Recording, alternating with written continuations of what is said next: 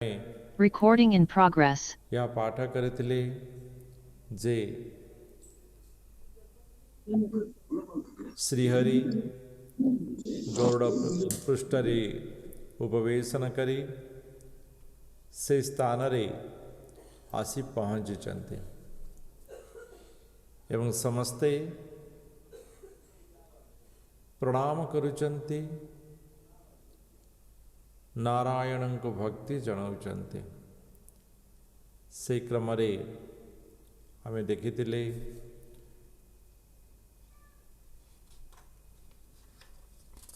शिव ब्रह्मा भृगु दक्ष एवं पुरोहित माने यज्ञ आयोजक कर्ता माने समस्त प्रार्थना करिसेंते। ब्रह्मा भगवान को कहते हे भगवान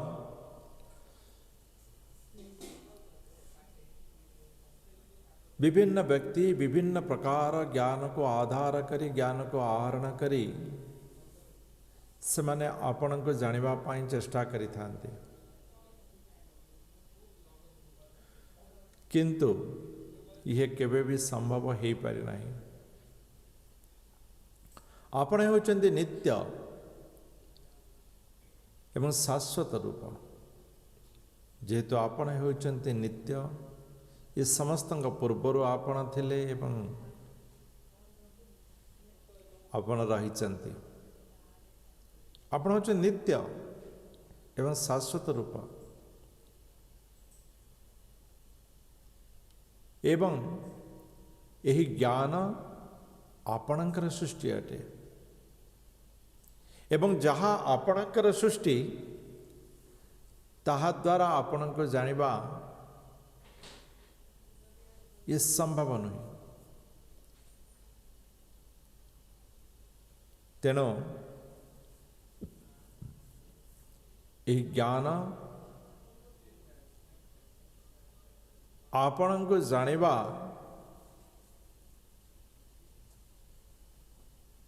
ताहाठारो कम रे अटे। आपणकर स्थिति सबुबले ए भौतिक सृष्टिर ऊर्ध्वरे आपणकर स्थिति ए भौतिक सृष्टि सहित संबंधित न थाए। आपण ए भौतिक सृष्टि को भौतिक जगत को सृष्टि करिचंती किंतु आपण या ठारो ऊर्ध्वरे रही थांते। आपण को ए भौतिक जगत भौतिक सृष्टि स्पर्श करि पारि न थाए। शंकराचार्य से मध्य स्वीकार करी कहिचंती नारायण परो व्यक्तात् अंडम अव्यक्त संभवम।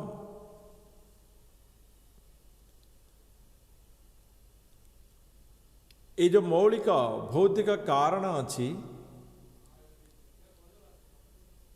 से अव्यक्त भगवान ये भौतिक प्रकाशर बहु ऊर्ध्वरे एवं से भौतिक जगतर कारण हेले मध्य ये भौतिक जगत भौतिक प्रकाश से नारायण को स्पर्श करवा ठारो बहु ऊर्ध्वरे स्पर्श करिवार प्रश्न ही नहीं। वास्तव रे जड़े व्यक्ति जिते बेले भगवान सहित प्रेममय ज्ञान रे जोड़ी होई थाए से भगवान को जानी था।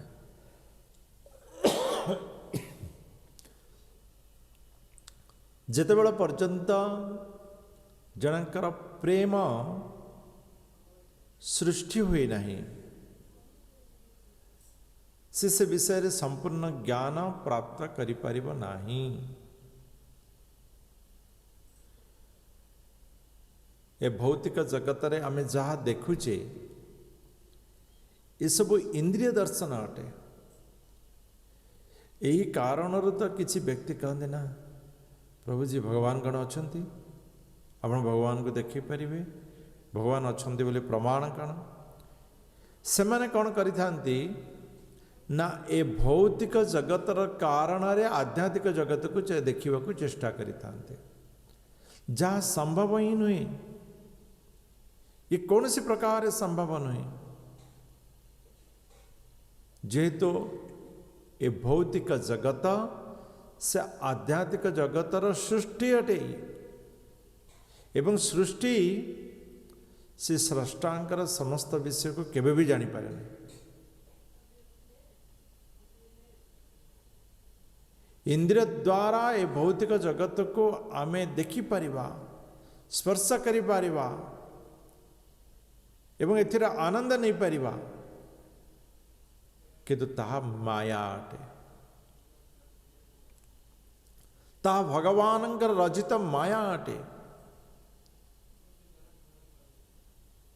माया भगवानंकर रचना अटे भगवानंकर सृष्टि अटे किंतु भगवान माया ठारू भिन्न अटंती।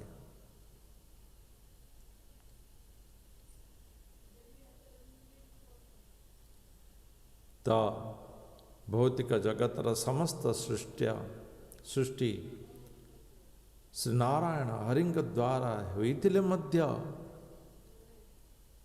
नारायण यह सहित संस्पर्शरे न थांती या ठारू ऊर्ध्वरे थांती। आपण हेउचंती ज्ञान पदार्थ एवं इंद्रिय मानंकर आश्रय। जेतेबेले पर्यंत आमठारे किए आश्रय नहीं थाए से आम कथा शुणी थाए से प्रकार भगवानंकर आश्रय अर्थात ज्ञान ये भगवानंग बिना ज्ञानर मूल्य ही किछि नहीं। आमे पढ़िले ईश्वर प्रकृति जीवर संबंध को जानिबा ही होछि प्रकृत ज्ञान। ईश्वर को यदि काटिदबा प्रकृति एवं जीव को जानिबा ये ज्ञान ये केबे भी संभव नहीं। ये पूर्णता प्राप्त ही करि परिबो नहीं। तेणु ज्ञान से भगवान का ऊपर निर्भर करता है। ये भगवान का द्वारा समाहित होता है। जेकोसी पदार्थ ये भगवान सृष्टि एवं ये इंद्रिय मान मध्य भगवान सृष्टि एमाने निजर कार्य करि थांती किंतु स्रष्टा को स्पर्श करिवार सक्षमता न था। यह असंभव। तेणु आपण हेउचंती एही ज्ञान पदार्थ ये इंद्रिय एमानक ठारू बहु ऊर्ध्वरे जहाँ आमे प्राप्त करिए भौतिक निजको मायामय खुशी बोली भावुचे। क्रमरे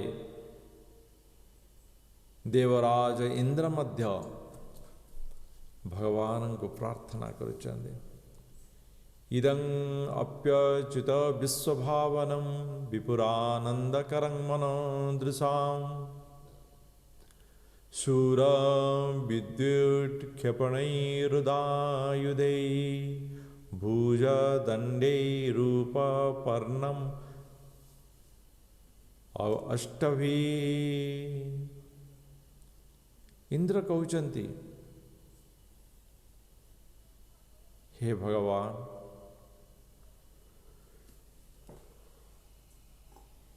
हे हरि हे नारायण आपणकर एही अष्टभुजधारी दिव्य रूप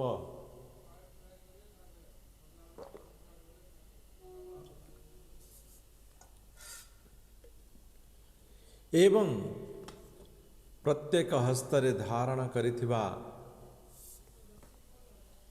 विभिन्न अस्त्र शस्त्र ये ब्रह्मांडर कल्याण निमंते उद्दिष्ट अटे। भगवान केवे निजर सुरक्षा पाई बा निजर विषय धारण करना था शस्त्र को व्यवहार करना था। जगतर कल्याण निमंते परित्राणाय साधुनां विनाशाय च दुष्कृतां धर्म संस्थापनार्थाय ये तीनोटी कारण रे से निजर धारित अस्त्र शस्त्र को प्रयोग करि थांते एवं सर्वोच्च सीमारे एते बड़ युद्ध हो गला अस्त्र धारण ही कले नहीं, अस्त्र धारण ही कले नहीं। बिना अस्त्र धारण रे समग्र युद्ध समापित हो गला। भगवान ये जगतर कल्याण निमंते ही ये अष्टभुजरे अष्ट अस्त्र धारण करि थांते।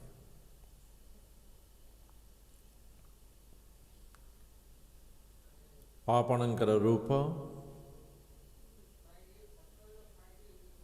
ये मनुष्यर मनरूपी चक्षु को आनंद प्रदान करिथाए। शरीर भितर एक नूतन सिंहारण जाग करिथाए एवं सही सिंहारण मनुष्य को ऊर्ध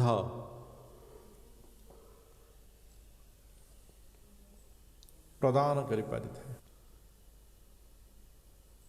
आपण सदाबेले भक्त विद्वेषी जो माने भक्तंकर अनिष्ट करि थांती सेमानंको आपण शत्रु रूप में नहीं थांती एवं सेमानंग पाई आपण बल प्रयोग करि थांती।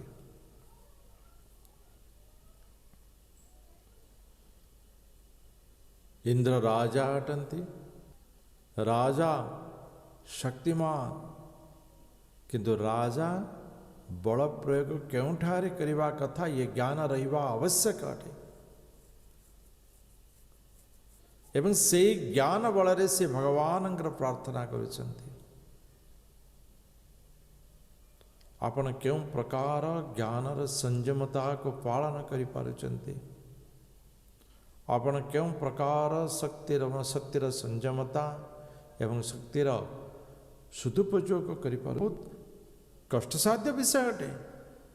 आम पाखे जदि किसी शक्ति अच्छी सामर्थ्य अच्छी कौन सी शक्ति सामर्थ्य था आमे कौन करुछे ताको निजर व्यवहार पाई बा निजर किछि प्राप्त पाई व्यवहार करनोछे किंतु भगवान से सबको भक्तर प्राप्त निमंते भक्तर उत्तमता निमंते व्यवहार करिथांती एवं यह ही प्रकृतता अटे, यह ही उचित अटे।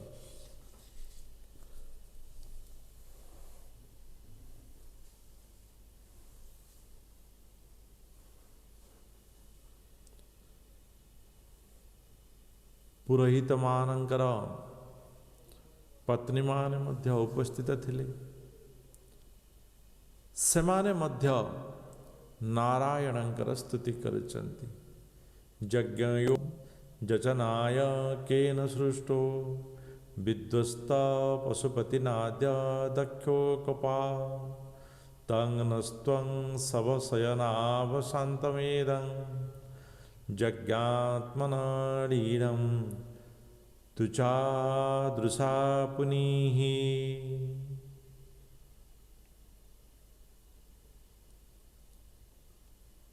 हे भगवान, हे नारायण, ये यज्ञ ब्रह्मांकर उपदेश क्रमे दक्षଙ୍କ द्वारा आयोजन करा जाइथिला।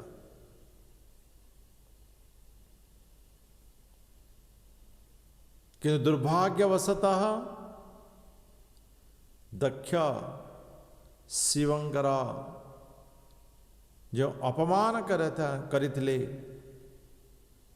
ताहा द्वारा कौन होता, शिव क्रोधर शिकार ही यज्ञ रे अनिष्ट प्राप्त होता। ये यज्ञ अनिष्ट प्राप्त होता एवं दक्षंकर जो पशुतुल्य जो पशुभावर कारण ये यज्ञ नष्ट होता ताहा बर्तमान समापन हो जाए। दक्ष निजक बुझी पारिचंती, निज भितरे थिबा पशु को बलि दे देइचंती, निज भितरे थिबा पशुतुल्य भाव, पशुतुल्य कामना, पशुतुल्य बुद्धि को से नष्ट कर देइचंती एवं ए कारण से सदाबले गोटे पशुर शिर को धारण भी कर सारी एवं यही पशुतुल्य कर्म सदाबले हिंसक रूप नहीं था एवं ये नष्ट होता है, ये प्रकृति एवं ताहा मध्य वर्तमान नष्ट ही सारी।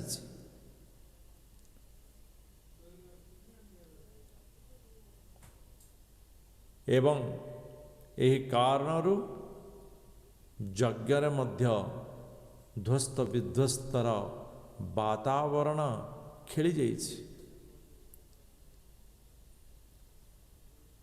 किंतु वर्तमान इस समस्त विषय समापन हुई यज्ञर पुनर्वार उत्थान कार्य संस्कार कार्य समापन हुई आहुति कार्य आरंभ होइछि एवं यही पवित्र समय रे पवित्र स्थान रे पवित्रमय भगवान आपणकर उपस्थिति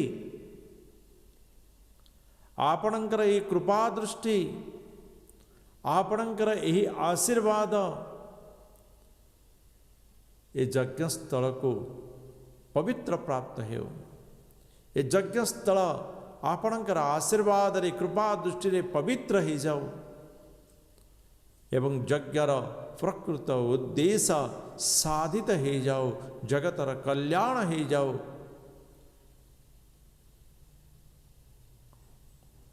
यही प्रकार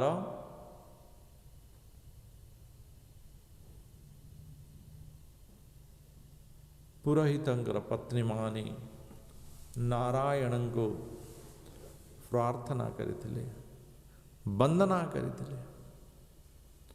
ऋषय जो मैंने ऋषि माने थिले अनन्वितं ते भगवन् विचेष्टितं यदात्मना चरसि कर्मनाज्यसे विभूतये जत उपेश दुरीश्वरी न मन्यते स्वयं अनुवर्तति भवान। ऋषि माने महर्षि माने से माने भगवान को प्रार्थना करुचंदी, वंदना करुचंदी नारायण को। हे प्रिय भगवान,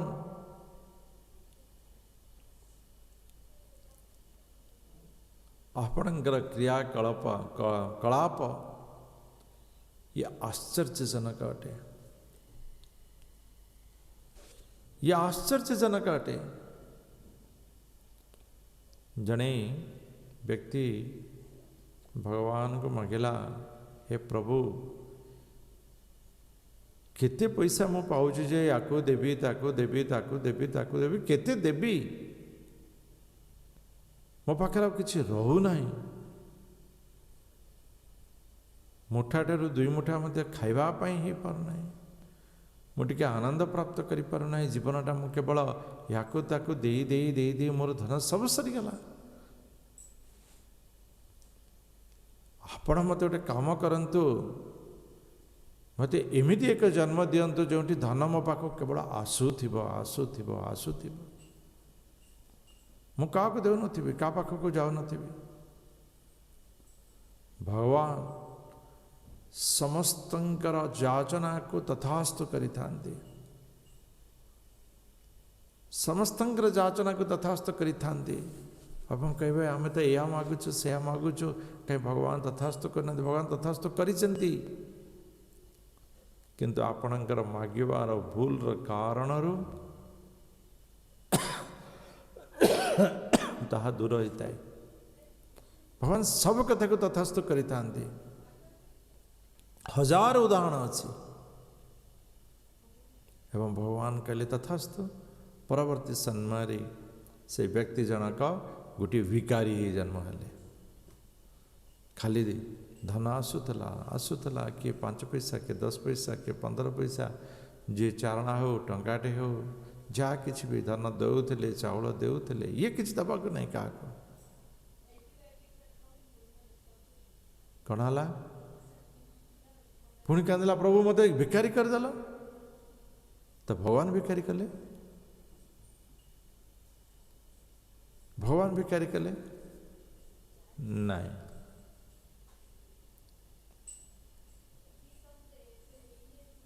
ତେଣୁ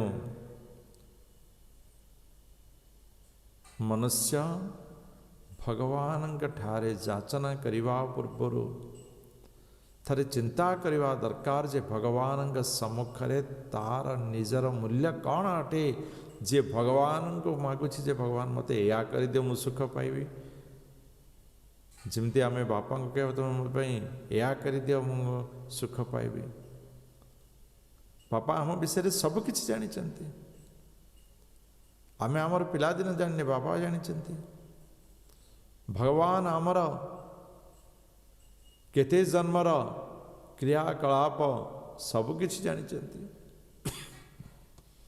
ତେବେ ବି ଆମେ ଭଗବାନଙ୍କ ଠାରୁ ଅଧିକ ବୁଦ୍ଧିମାନ ଭାଇ ଭଗବାନଙ୍କୁ ଏହା ଦିଅ ସେୟା ଦିଅ ଆମେ ମାଗୁଛେ।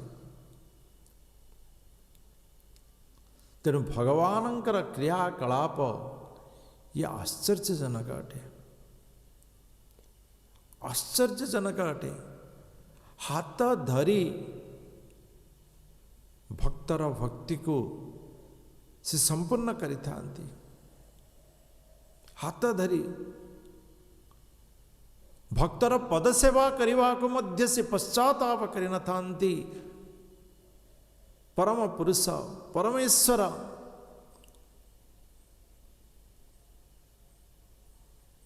ଭକ୍ତର ପଦବୀ ଧୌତ କରିଦେଇଥାନ୍ତି, ସେଥିରେ ସେ ଆନନ୍ଦ ପ୍ରାପ୍ତ କରିଥାନ୍ତି। ତ ଭଗବାନଙ୍କର ଲୀଳା ଖେଳା ଇଏ ଆଶ୍ଚର୍ଯ୍ୟଜନକ ଅଟେ। ଆକୁ ଭୌତିକ ଜଗତର ଇନ୍ଦ୍ରିୟ ଦ୍ୱାରା ଯଦି କଳନା କରିବାକୁ ଚେଷ୍ଟା କରିବା, ଯଦି ଦେଖିବାକୁ ଚେଷ୍ଟା କରିବା, ଇଏ କେବଳ ବାଚଳାମି ହିଁ ହେବ। ଇଏ ସମ୍ପୂର୍ଣ୍ଣତା ହୋଇପାରିବ ହିଁ ନାହିଁ।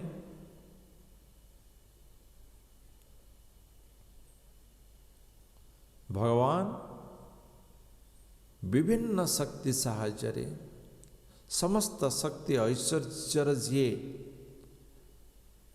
ସ୍ରଷ୍ଟା ସିଏ କ'ଣ କରିଥାନ୍ତି, ନିଜର ଶକ୍ତି ସାମର୍ଥ୍ୟରେ ନିଜର ଶକ୍ତି ଦ୍ୱାରା ଏ ଜଗତକୁ ସେ ପରିଚାଳନା କରିଥାନ୍ତି।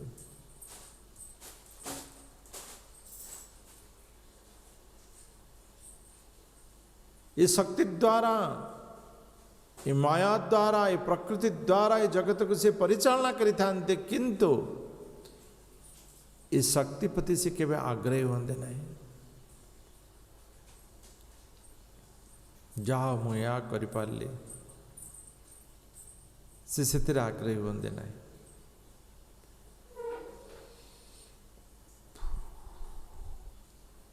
ସେଥିରେ ସେ ଆସକ୍ତି ହୁଅନ୍ତି ନାହିଁ।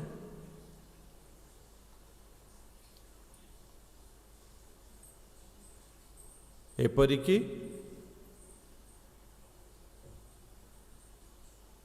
जो ब्रह्मा महालक्ष्मींकर आशीर्वाद प्राप्त करिथांती, जो महालक्ष्मींकर आज्ञा को पालन करिथांती एवं जो महालक्ष्मींकर आराधना करी सही विष्णुंकर सामीप्यतार प्रार्थना करिथांती, से महालक्ष्मी मध्य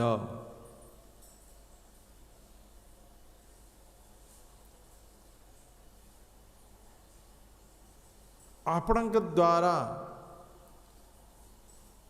आसक्त नुहंती, अर्थात ए प्रकार आपण आसक्त विहीन अटंती, आपण संपूर्ण रूपे आसक्त विहीन, आपण समस्त ऐश्वर्यर निर्माण, किंतु कौन सी ऐश्वर्य को आपण उपभोग करने को चेष्टा करना, किंतु आमे मनीष कौन करछि, गोटे गछटे जदि लगे से गछरे केबे थरटे पानी देइथिबो कि न देइथिबो, वर्षा पानी भगवतंकर प्रदत्त मूर्तिका, भगवत प्रदत्त जल, भगवत प्रदत्त आलोक, भगवत प्रदत्त रसमय किरण प्राप्त हे से वृक्षटी होता है, किंतु मनीष कहे ना नहीं यहाँ मो गछ मु लगे एवं आर फल मु ही खाइबी, आउ जदि किए छुईला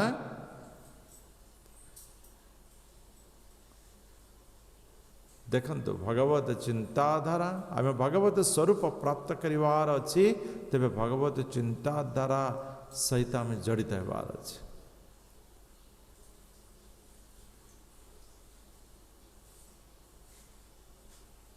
तो भगवान सहित जोड़ी हेबा, भगवत चिंताधारा आमे जिते बेले आसक्ति रखिबा तेबे आमे भगवान को जानी परिबा, किंतु भगवान ये समस्त सृष्टि को, जगत को, माया को, इंद्रियों को, प्रकृति को सृष्टि करिथिले मध्य से ये प्रति आसक्ति रही न थांते। सिद्धाउचुः अयं त्वत्कथामृष्ट पीयूष नद्यां मनोवारणः क्लेश दावाग्निदग्ध तृषार्तो बगाढ़ो न संस्मारवा दावं न निष्क्रामति ब्रह्म संपन्न वर्णः। सिद्धगण जो मैंने सिद्धि प्राप्त कर सारी से सिद्धगण से माने भगवान को प्रार्थना करुचंदी, नारायण को प्रार्थना करुचंदी, हे नारायण हे भगवान आमर मनडा ये दावाग्नि संतप्त एक हस्ति सदृश अटे। दावाग्नि जो अग्नि केवे भी नष्ट हुए नहीं, जो अग्नि केवे भी लिभे नहीं। हम कहवा ना आज गोटे थर, केवल गोटे थर मुझे चाउमिन खाईदे काली आउ खाइबे, काली 3 मास परीक्षा सरिया पर्यंत मुझे खाइबे, ता भी संभव हुए नहीं। 3 वर्ष कथा छाड़ा 3 मास भी संभव हुए नहीं।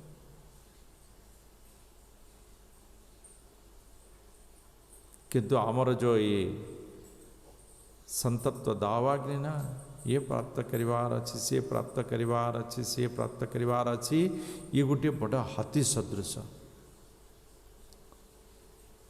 ये मनुष्यर प्राप्त करिवार इच्छा ये मनुष्य ठारो मध्य विशेष बृहत अटे, कथार अच्छी ना बामन ही चंद्र को हाथ बढ़ाऊे। ये मनुष्यर माया शक्ति मायार आसक्ति इंद्रिय आसक्ति से ही प्रकार अटे। मनुष्य हेतिबो एतिकी तार इंद्रिय हेतिबो एतिकी छोट किंतु प्राप्त करिवार इच्छा बहुत बड़ा बहुत बड़ा। ये दावाग्नि संतप्त हस्ती से कौन करी थाए ना अग्निर ज्वाला को सही न पारी से जल भितर प्रवेश करी थाए।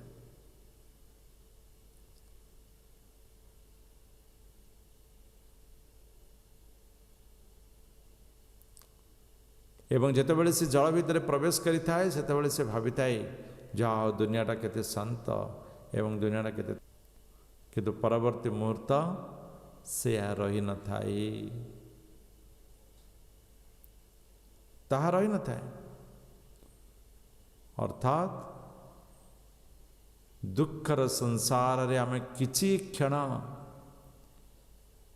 जो सुख प्राप्ति होई थाए किछि क्षण जदि आमे सुखर सानिध्यता प्राप्त करि थाओ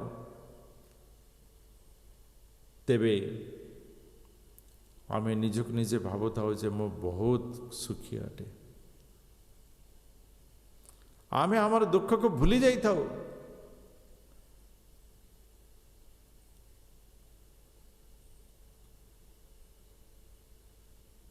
एवं सही प्रकार ये मनुष्य जगत रे जते बेले क्षणटीए पाई भगवान सानिध्यता प्राप्त करि न थाए भगवान को स्मरण करि थाए से भावी थाए जे मु हेली संपूर्ण आनंद मु हेली भगवत युक्त मु हेली भगवानमय।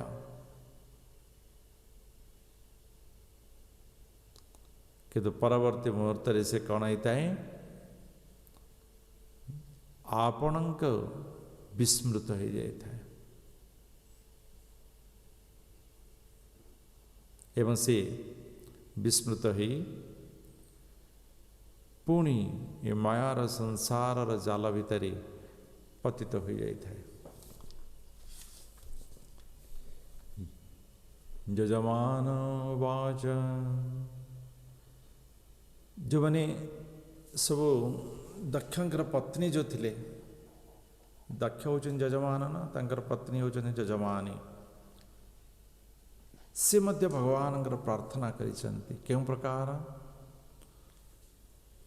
हे मोर प्रिय भगवान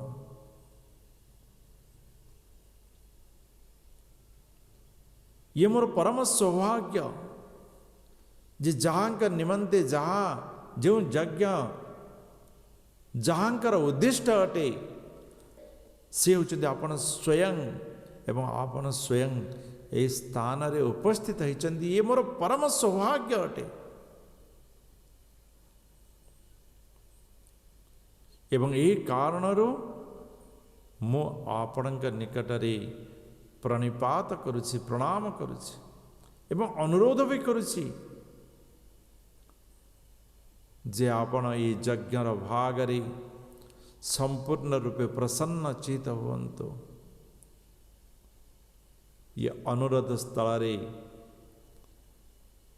किछि जाचना भी रही गेला आपण प्रीत हुअन्तु एवं जेतेबेले भगवान प्रीत हुअन्ति से आशीर्वाद प्रदान करिथान्ते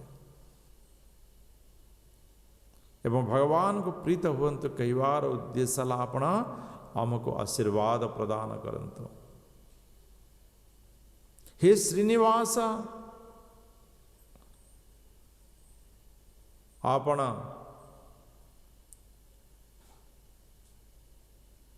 सदावळे श्री लक्ष्मी ठारे निवास करिथान्ति एवं आपण को से लक्ष्मी सहित अर्थात लक्ष्मी नारायण जुगल वंदिता आमे सही रूप रे आपण को प्रणाम करुछु नमस्कार करुछु। हे अधीश यज्ञर अधीश होचंती भगवान विष्णु नारायण। तेणु दक्ष पत्नी भगवान को संबोधन करिचंती हे अधीश।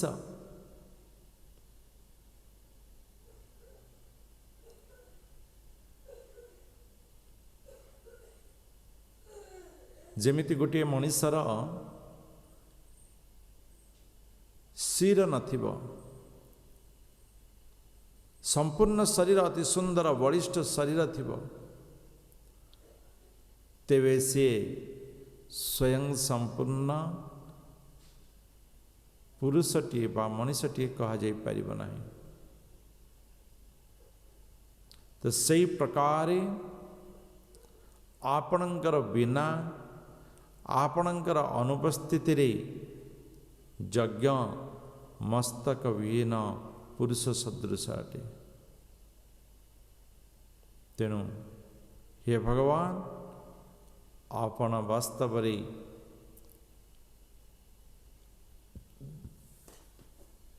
इस स्थान को मंडित करी इस यज्ञर प्रकृत परिपूर्णता प्राप्त हो पारी।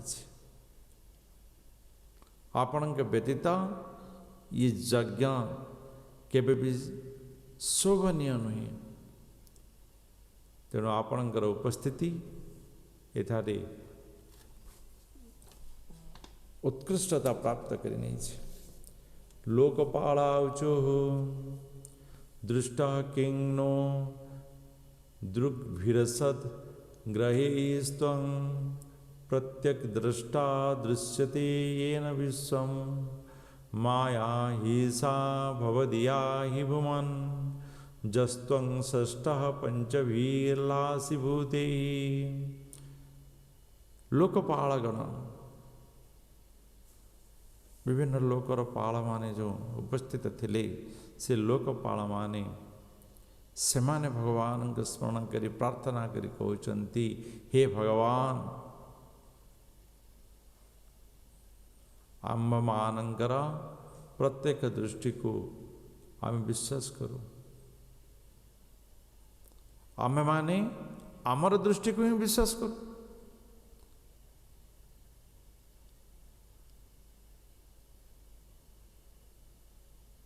वास्तव रे आमर इंद्रिय मानकर सेवारे आमे आपण को देखि पारुछु।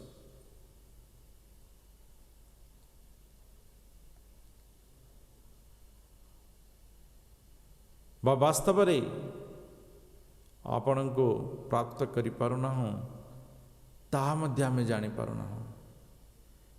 तो वर्तमान आमे जो भगवान को देखुछु ताहा वास्तव रे आमर इंद्रिय मान द्वारा जो सेवा ताहार फल ना आउ किछि ताहा आमे ज्ञात होई पारुना।